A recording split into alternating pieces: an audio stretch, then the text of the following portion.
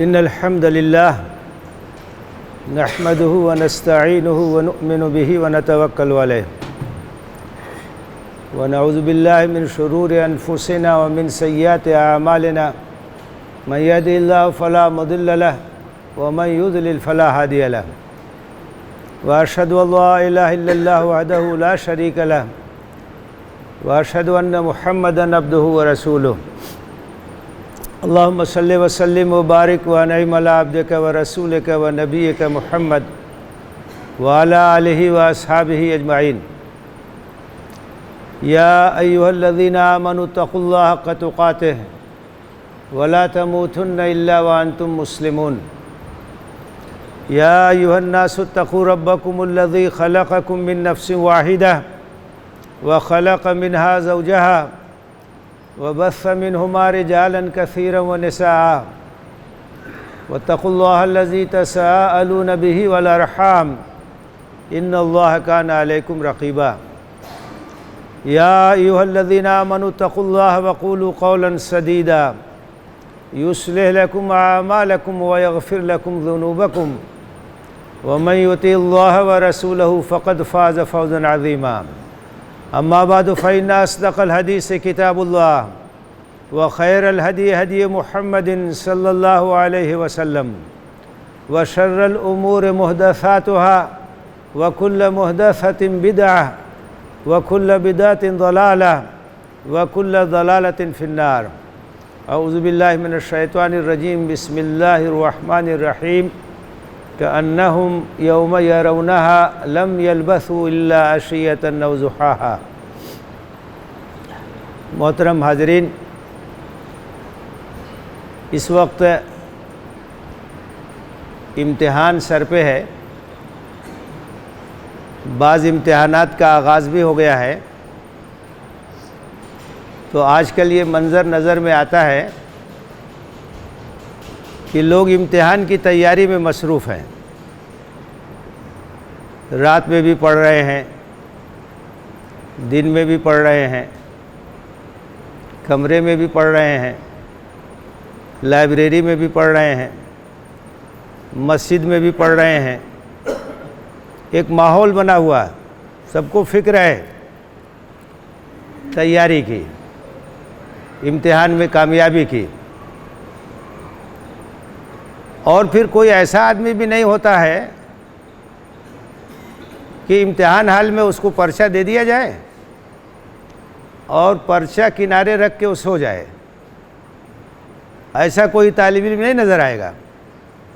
ایسا اگر کوئی طالب علم ہوگا تو لوگ کہیں گے کہ اس کا دماغ خراب ہو گیا، کیونکہ متعین وقت ہے اور اسی میں پرچہ حل کرنا ہے اور اپنے سال بھر کے کیریئر کا مسئلہ ہے، اگلے درجے میں جانا، ترقی حاصل کرنا، پاس ہونا، اس کا دار و مدار اسی بات پر ہے، تو امتحان حال میں کوئی اپنا وقت ضائع نہیں کرتا بلکہ وقت کا استعمال کرتا ہے۔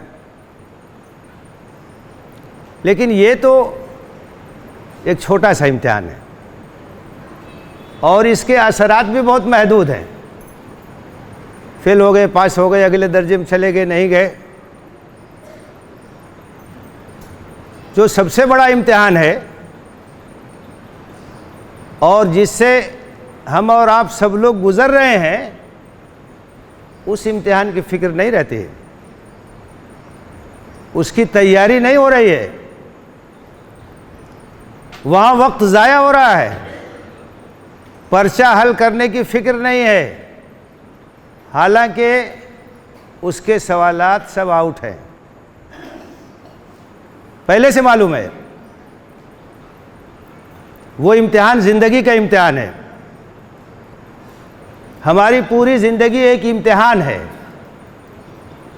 ہماری پوری زندگی ایک آزمائش ہے، ایک اختبار ہے، ایک ابتلا ہے، ہم سب اپنا پرچہ حل کر رہے ہیں، اور ایک ایسا امتحان ہے زندگی کا جس پر ہماری دائمی زندگی کا اس کا دار و مدار ہے، وہاں کی کامیابی، وہاں کی ناکامی، قرآن مجید میں اللہ تعالیٰ نے فرمایا الذی خلق الموت والحیات لیبلوکم ایکم احسن عملا،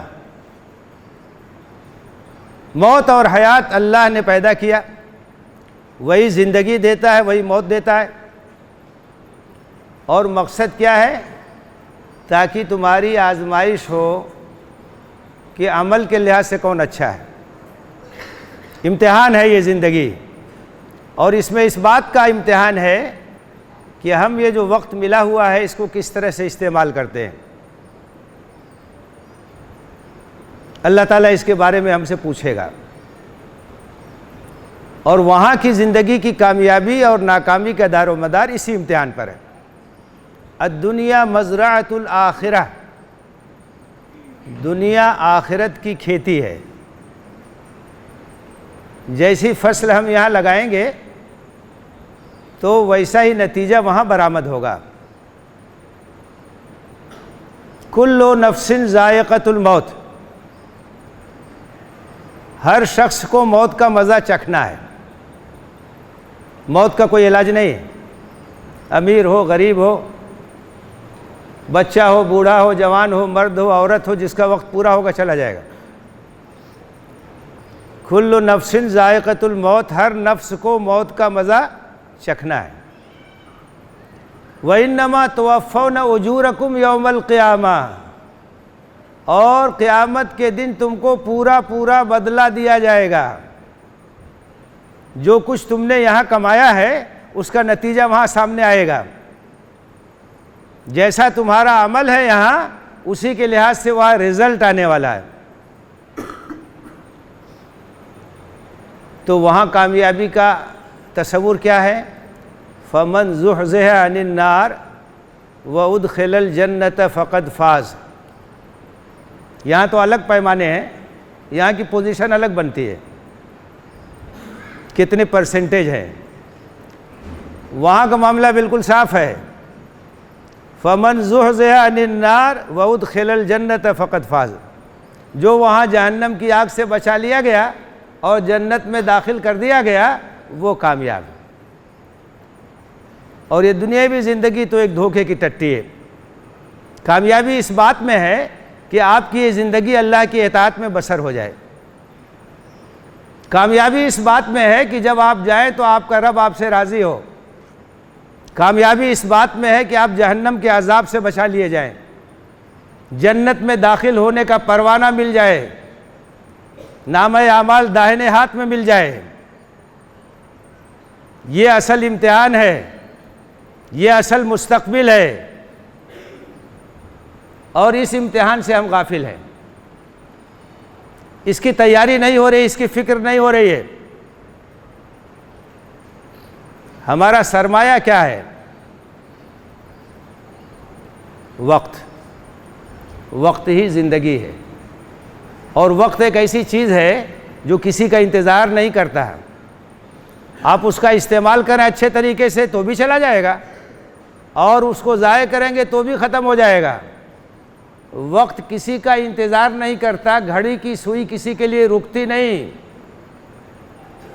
الوقت کالسیف ان لم تقطعہ قطعک، وقت ایک تلوار ہے، تم نہیں استعمال کرو گے استعمال ہو جاؤ گے۔ وقت رکے گا نہیں، وقت کسی کا انتظار نہیں کرتا ہے۔ دانش مند وہ لوگ ہیں جو اپنے وقت کا صحیح استعمال کرتے ہیں، وقت کو ضائع نہیں کرتے ہیں۔ وقت کو ضائع کرنے کا مطلب زندگی کو ضائع کرنا، وقت ہی تو زندگی ہے، اور کیا چیز ہے۔ اچھا سوالات بھی سب آؤٹ ہیں۔ قبر میں کیا پوچھا جائے گا؟ من ربوں کا ہے، ما دینوں کا ہے، من رسولوں کا ہے۔ تمہارا رب کون ہے؟ تمہارا دین کیا ہے؟ تمہارا رسول کون ہے؟ سوالات معلوم ہے، یہ پہلے سے آؤٹ ہے۔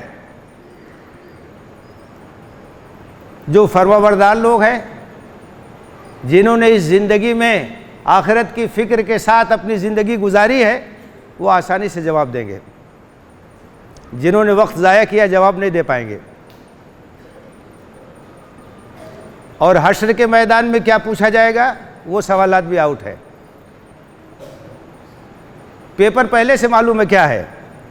اللہ کے رسول نے فرمایا لا تزول قدم عبد یوم القیامہ حتی یسأل عن اربعین، قیامت کے دن اللہ کے سامنے سے کوئی ہل نہیں سکتا ہے، کسی کے قدم حرکت میں نہیں آ سکتے ہیں جب تک کہ 4 سوال اس سے نہ ہو جائے۔ پہلا سوال کیا ہوگا؟ ان عمرہ فیما افناہ، کہ تم نے اپنی عمر کو کس چیز میں لگایا، کس چیز میں کھپایا، زندگی کی دولت جو ہم نے تم کو دی تھی کہاں اس کو لگایا، کس چیز میں صرف کیا۔ آخرت کی فکر تھی، اس کی کچھ تیاری تھی کہ دنیا میں لگے رہے؟ ہماری یاد آتی تھی کہ نہیں؟ یہ عمر عزیز جس کو بارے میں کچھ نہیں جانتا آدمی، کتنی کس کی عمر ہے کسی کو پتہ نہیں۔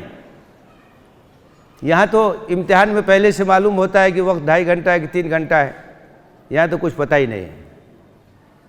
20 سال عمر ہے کہ 30 سال عمر ہے کہ 40 سال عمر ہے کہ 50 سال عمر ہے، بچے بھی جا رہے ہیں، بوڑھے بھی جا رہے ہیں، جوان بھی جا رہے ہیں، اچھے خاصے لوگ چلتے پھرتے، اچانک معلوم ہوا کہ سو گئے تو اٹھے نہیں، وقت بھی نہیں معلوم کب تک ہے۔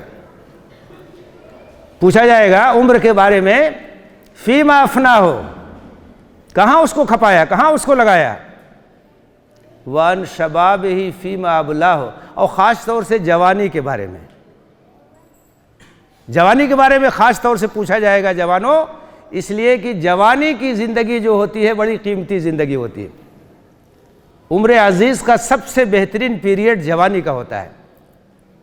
جوانی کے اندر توانائی ہوتی ہے، جوانی کے اندر طاقت ہوتی ہے، جوانی کے اندر حوصلہ ہوتا ہے، جوش ہوتا ہے، ولولہ ہوتا ہے، قوت کارکردگی ہوتی ہے۔ جو کچھ آپ جوانی میں کر سکتے ہیں بڑھاپے میں نہیں کر سکتے، جتنی محنت آپ جوانی میں کر سکتے ہیں بڑھاپے میں نہیں کر سکتے۔ اور جوانی ایک ایسا پیریڈ ہوتا ہے جس میں بہکنے کی بھی چانس زیادہ ہوتے ہیں، اسی لیے جوانی کی عبادت کی غیر معمولی اہمیت ہے۔ اللہ کے رسول نے ایک حدیث میں بشارت دی ہے 7 طرح کے لوگوں کو جن کو حشر کے میدان میں عرش الہی کا سایہ نصیب ہوگا۔ اس میں ایک قسم کیا ہے؟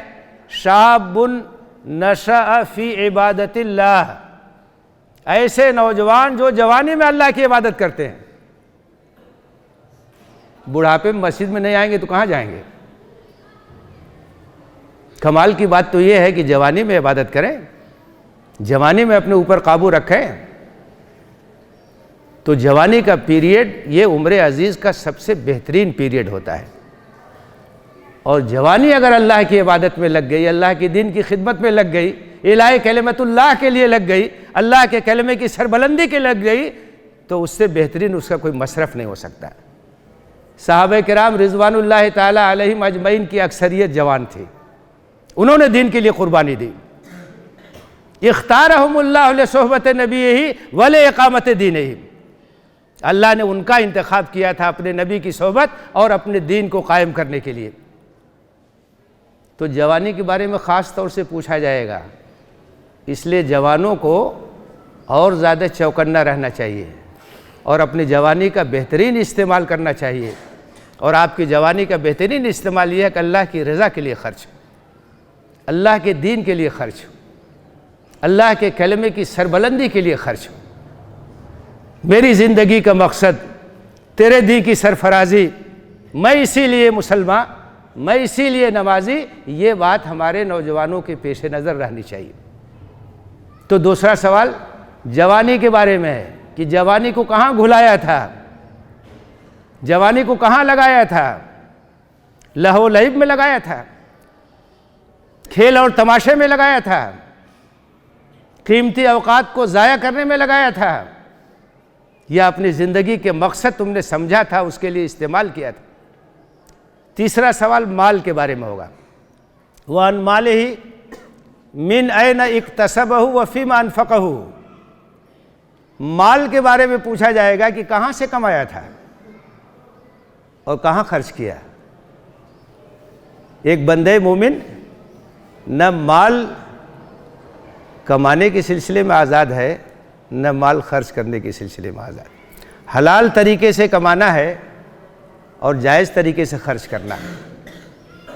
حرام مال اگر ہوگا عبادت بھی قبول نہیں ہوتی۔ یا ایھا الرسل کلوا من الطیبات واعملوا صالحا انی بما تعملون خبیر۔ رسولوں کو خطاب کرتے ہوئے اللہ تعالیٰ نے فرمایا کہ حلال اور طیب روزی کھاؤ، نیک عمل کرو۔ اس کا مطلب کیا ہے؟ عمل صالح کا دار و مدار اکل حلال اور اکل طیب پر ہے۔ اگر روزی حلال نہیں ہے تو عمل صالح نہیں ہوگا، عبادت بھی قبول نہیں ہوگی۔ تو مال کے بارے میں پوچھا جائے گا کہاں سے کمایا؟ دھوکہ دھڑی سے کمایا؟ بے ایمانی کر کے کمایا؟ رشوت لیا؟ سود کی کمائی تھی؟ جھوٹی قسم کھا کے کمایا؟ ہڑپ لیا مال دوسروں کا؟ وراثت میں بہنوں کا حصہ نہیں دیا؟ عورتوں کو محروم کر دیا؟ ایک ایک پائی کا حساب ہوگا۔ کہاں کہاں سے پیسہ آیا ہے سب پوچھا جائے گا، اور یہ بھی پوچھا جائے کہاں خرچ کیا۔ اسراف اور فضول خرچی میں خرچ کر دیا، عالی شان مکانات کی تعمیر میں خرچ کر دیا، شادی بیاہ اور دھوم دھڑکے میں خرچ کر دیا، ڈیکوریشن میں خرچ کر دیا، سیر و تفریح میں خرچ کر دیا۔ خرچ کے بارے میں بھی پوچھا جائے گا، آمدنی کے بارے میں بھی پوچھا جائے گا۔ یہ تیسرا کوشچن ہے۔ اور چوتھا کیا ہے؟ وَعَنْ عِلْمِهِ مَاذَا عَمِلَ فِيهِ، جو تم نے پڑھا تھا کتنا اس پر عمل کیا۔ علم کے بارے میں پوچھا جائے گا، جو تم نے علم حاصل کیا تھا، کتاب کا، سنت کا، دین کا، کتنا عمل کیا تم نے؟ یہ علم تو عمل کے لیے ہے، یہ تو اس لیے ہے کہ اس کی روشنی میں اپنی زندگی بنائی جائے، سنواری جائے۔ تم نے کتنا عمل کیا؟ بہت بڑے عالم تھے، بہت بڑے مفسر تھے، بہت بڑے محدث تھے، فقیہ تھے، مفتی تھے، اجتہاد کے مرتبے پر فائز تھے، لیکن عمل کتنا کیا؟ کہیں ایسا تو نہیں کہ لم تقولون ما لا تفعلون، علم تو حاصل کیا، عمل نہیں کیا، اپنی زندگی کو اس سے روشن نہیں کیا۔ علم کے بارے میں پوچھا جائے گا۔ بزرگوں اور بھائیوں، یہ سوالات سب کو معلوم ہیں، پہلے سے بتا دیا ہے اللہ کے رسول نے۔ قبر میں کیا پوچھا جائے گا، حشر میں کیا پوچھا جائے گا، اور صحیح جواب کا دار و مدار یہی زندگی، مہلت عمل یہی زندگی ہے۔ آنکھ کب بند ہو جائے گی کوئی نہیں جانتا، اس لیے فکر کیجئے، تیاری کیجئے، وقت ضائع نہیں ہونا چاہیے، روزانہ احتساب ہونا چاہیے۔ حاسبوا قبل ان تحاسبوا، اپنا حساب لیتے رہو قبل اس کے کہ تمہارا وہاں حساب لیا جائے۔ روزانہ بستر پر جب سونے کے لیے جائیے تو جائزہ لے لیجئے، آج صبح سے اٹھ کر اب تک آپ نے کیا کیا ہے، کیا نہیں کیا۔ عام طور سے انسان وقت کے سلسلے میں دھوکے میں رہتا ہے، صحیح استعمال نہیں کرتا، حالانکہ وقت ہی اس کا سرمایہ، اس کو ضائع کر رہا ہے۔ اللہ کے رسول صلی اللہ علیہ وسلم نے فرمایا، متفق علیہ حدیث ہے، نعمتان مغبون فیہما کثیر من الناس، الصحت والفراغ۔ آپ نے کہا دو نعمتیں ایسی ہیں کہ اکثر لوگ اس کے بارے میں دھوکے میں مبتلا رہتے ہیں، ان کی قدر نہیں کرتے، صحیح استعمال نہیں کرتے، اور ان نعمتوں سے محروم ہو جاتے ہیں، تب آنکھ کھلتی ہے۔ ایک نعمت ہے صحت کی نعمت، تندرستی کی نعمت۔ آدمی صحت مند ہے تو بہت کچھ کر سکتا، بیمار ہے تو چاہتے ہوئے بھی بہت کچھ نہیں کر سکتا۔ تو تندرستی کی نعمت اگر آپ کے پاس ہے، اس کا صحیح استعمال کیجئے، اللہ کی رضا کا کام کیجئے، زیادہ سے زیادہ نیکیاں کمائیے، غنیمت سمجھو صحت کو بیماری سے پہلے، تو صحت کے بل میں دھوکہ رہتا ہے، قدر نہیں ہوتی اس کی۔ آدمی جب کسی چیز سے محروم ہوتا ہے تب اس کی قدر و قیمت کا احساس ہوتا ہے۔ آپ چلتے ہیں پھرتے ہیں، آپ کو اندازہ نہیں ہے کہ کتنی بڑی نعمت ہے، لیکن اگر کوئی بیماری ہو جائے، چلنے پھرنے سے معذور ہو جائے تو اس وقت کیا کیفیت ہوتی ہے، کتنا افسوس ہوتا ہے کہ لوگ چل رہے ہیں، ہم چارپائی پہ پڑے ہیں، ہم چل نہیں سکتے، ہم اٹھ نہیں سکتے۔ یہ آنکھ جو بینائی کا ذریعہ ہے کتنی بڑی نعمت ہے۔ جب کوئی آدمی بینائی سے محروم ہو جاتا ہے تو اس کو احساس ہوتا ہے کہ آنکھ کتنی بڑی نعمت ہے۔ صحت اور تندرستی یہ اللہ تعالیٰ کی بہت بڑی نعمت ہے، اس کو غنیمت سمجھنا چاہیے، اس کے بارے میں دھوکے میں نہیں رہنا چاہیے۔ اور فراغ وقت ہے، فرصت ہے، زیادہ سے زیادہ کام کیجئے۔ آپ طالب علم ہیں، آپ کے وقت سے تیاری کیجئے، محنت کیجئے۔ بعد میں آپ چاہیں گے بھی تو وقت نہیں ملے گا کہ آپ پڑھ سکیں، مطالعہ کر سکیں۔ اساتذہ ہے، فائدہ اٹھائیے، لائبریری ہے، کتابوں کا کیڑا بنیے، یہی مطالعہ بعد میں کام آئے گا، بعد میں آپ پچھتائیں گے۔ یہ جو فراغ ہے، جو اللہ تعالیٰ نے فرصت دی ہے، ذمہ داری اس وقت نہیں ہے، یکسوئی کے ساتھ پڑھ سکتے ہیں، تیاری کر سکتے ہیں، مطالعہ کر سکتے ہیں، اسی پر آپ کی جو آگے کی زندگی اس کا دار و مدار ہے۔ تو صحت اور فراغ، تندرستی اور فرصت، اس کو غنیمت سمجھنا چاہیے۔ اکثر لوگ اس کے سلسلے میں دھوکے میں رہتے ہیں۔ وقت ہی ہماری زندگی، اس کا صحیح استعمال ہونا چاہیے۔ اور ایک بات یاد رکھنے کی ہے، اللہ کے رسول صلی اللہ علیہ وسلم نے ایک دعا فرمائی تھی، اللہم بارک لامتی فی بکورہا۔ صبح کا وقت، سویرے کا وقت برکت کا وقت ہے، خیر کا وقت ہے۔ اللہ کے رسول نے دعا کی کہ اللہ میری امت کے لیے سویرے کے وقت میں برکت عطا کر دے۔ آپ کو معمول تھا کہ عشاء کے بعد جلدی سو جاتے تھے، تہجد میں اٹھ جاتے تھے۔